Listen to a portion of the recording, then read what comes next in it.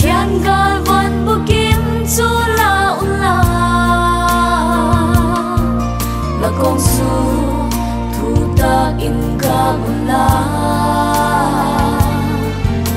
phiền na ôm po an sun ki thua un la trong nan san tin pha chu kem a bu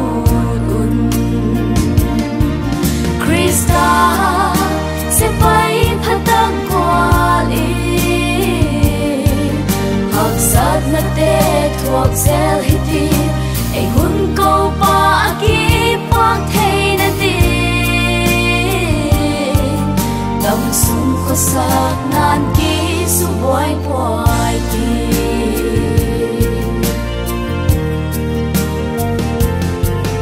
qua le Giêsu duy anok su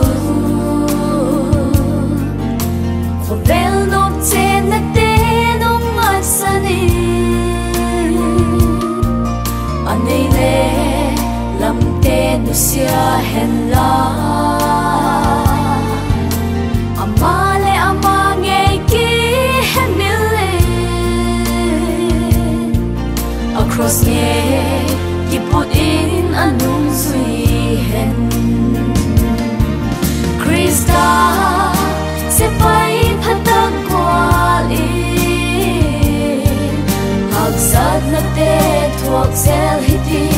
ai hun câu pa ki pak thei na ti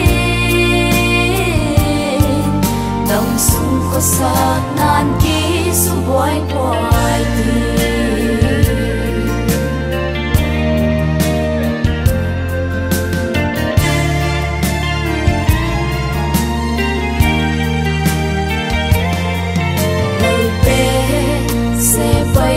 san te ho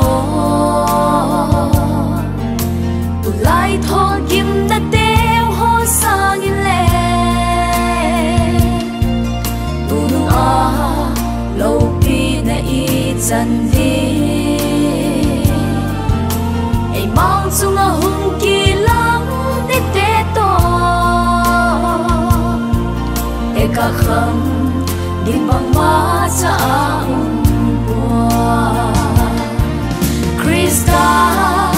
sẽ bay phát tăng qua đi học sát na te thuộc zel hiti ai hun câu pa ki pak thei na ti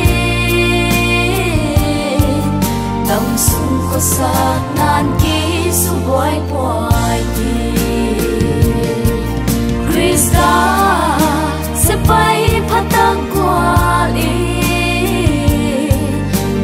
sát na te thuộc zel hiti ai hun câu pa ki pak thei na ti dam sum kho sak nan ki su boy po